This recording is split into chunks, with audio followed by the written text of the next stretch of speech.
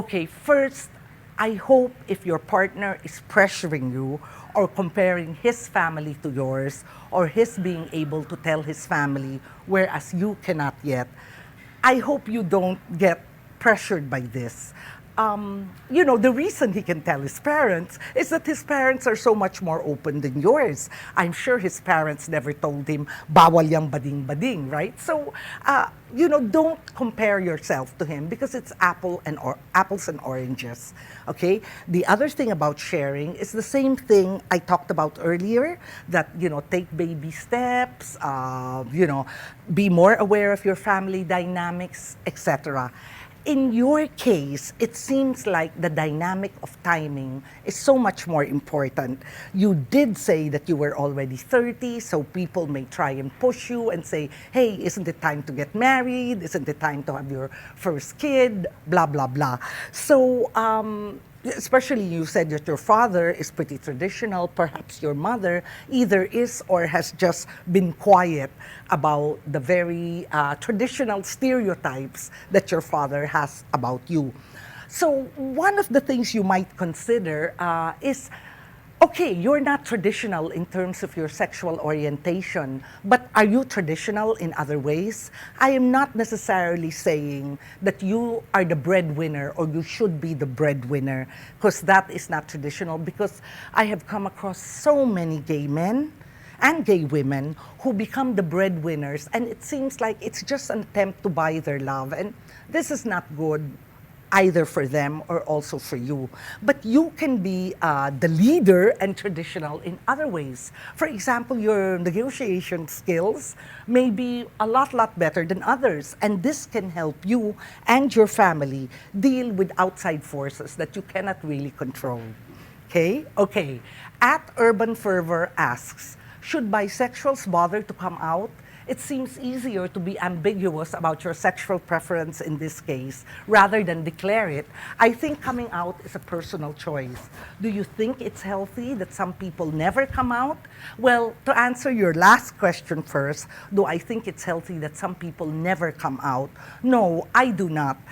While you should do what suits you, especially in terms of the timing and who to come out to first, the fact that you're not coming out implies that, your self-worth is a little bit wonky, right? Because if you, being who you are, being bisexual is part of who you are.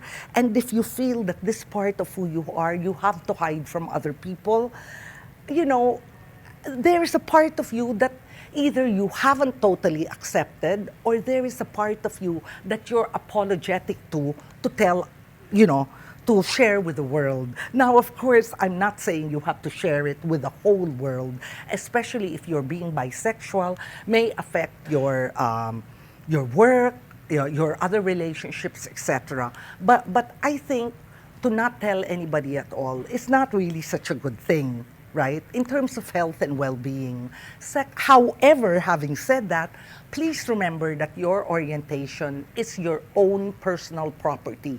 No one has a right to know what your sexual orientation is, especially people who ask you in public, who ask you in a way that is embarrassing, who try to put you in a corner. No to people like this, okay? I would think that it would be important to tell, if not all your sexual partners, some of them, especially those who have fantasies of your having a deeper relationship or a more permanent relationship, will just say you have a girlfriend, and she's hoping to be married to you. It's not that she won't marry you if you're bisexual, but I think you owe it to her to tell her the score.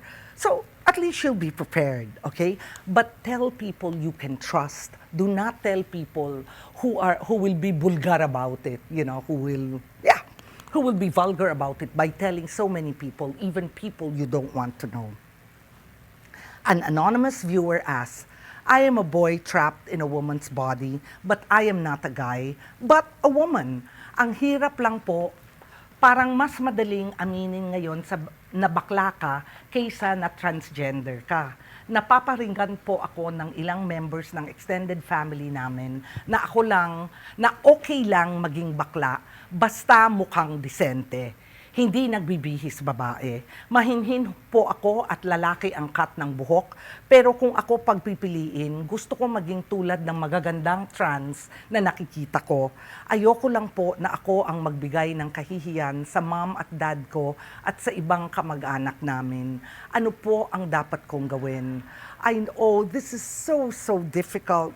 First, alam mo, siguro kailangan mong isipin or mabuting isipin na in the final analysis, sa huli, kung piliin nila na mahiya dahil ikaw ay transgender, wala ka ng control tungkol rito in the end. Kasi ang choices mo lang, ang sinasabi nila ay at the, in quotes, worst, I'm sure that's what they mean when they say what they're saying, at the worst, kaya namin kung bakla ka.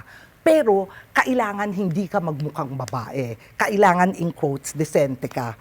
Pero, it's a forced choice for you. And it's a choice that doesn't work. Right? So, in the end, parang ang sinasabi nila sa iyo, ay magsinungaling ka. Magkunwari ka na in quotes, bading ka lang. But, you know, being gay, as I'm sure you know, is so different from being transgender. Gay people just happen to like, to be sexually attracted to people of the same sex. A man likes a man, a woman likes a woman. But if you are transgender, you feel that you're trapped, as you say, no, in the opposite sex's body. So, and that is why you're saying you're not bading. Kasi isip mo, babae ka, therefore, kung magkagusto ka sa lalaki, hindi ka bading. Kasi babae ka na may crush sa lalaki.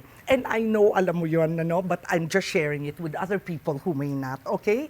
Anyway, so, alam mo, mahalagang bagay ito sa iyong buhay. I would say, ang pinakamahalaga ay siguro, huwag mong sabihin hanggang you're a little more independent. Yun ang nangyayari sa maraming transgender na nakikita ko. I mean, tingnan lang natin si Bibi Gandang Hari. Okay? He gave a talk sa Klasiko sa UP when I was teaching Exploring Sex and Gender. At napakabait niya. Pumunta siya at sabi niya, he's willing to answer any question. And he didn't tell us to keep it a secret. So, sinashare ko sa inyo. And he said, nung bata siya, talagang very conservative yung tatay niya. Very traditional. And I guess you can see it sa brothers niya, hindi ba? But still, I guess when he was confident enough, he shared everything that he was, and I think it's a wonderful choice that he made, and I hope that in time, magagawa mo rin yung choice na yan, kahit na sa huli, hindi ka tanggapin ng magulang mo. Kasi sana you remember that there will be so many other people who will not only accept you, but love you for who you are. Okay? So, keep your questions coming. Send me your questions on Facebook, tweet using the hashtag AskMargie, or send an email to askmargie@rappler.com. See you next week.